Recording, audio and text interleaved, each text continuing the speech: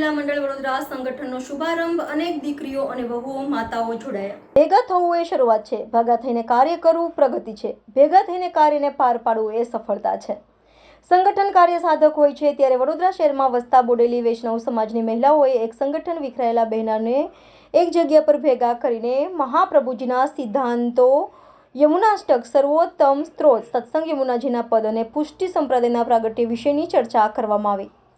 એટલું જ નહીં, સ્નેહ, સેવા, સમર્પણ, સંભાવ, સમદ્રષ્ટિ, સદવિચાર દ્વારા સંગઠનમાં મહિલાઓએ પરસ્પર એકબીજાના વિચારોની આપ-લે કરીને હોદ્દાઓ પરથી રહીને સંગઠન વધુ મજબૂત બને તેનો શુભારંભ પારોલ સોસાયટીમાં રહેતા પરમ ભગવદીય બિંદુબેન સુનિલભાઈ ચોકસીના ગૃહથી પ્રારંભ કરાયો છે.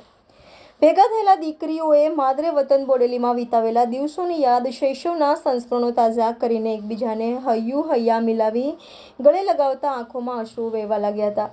આ સંગઠનમાં બોડેલી નગરની દીકરીઓ, બહેનો, માતાઓ અને વહુઓ તાકીદે જોડાઈ જવા માટે સૌને જાણ કરવામાં આવી. Reporter Rahul Rajput, YNN news, Vadodara.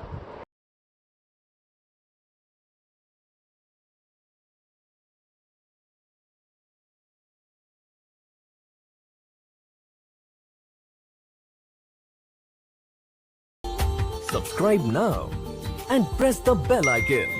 Never miss an update.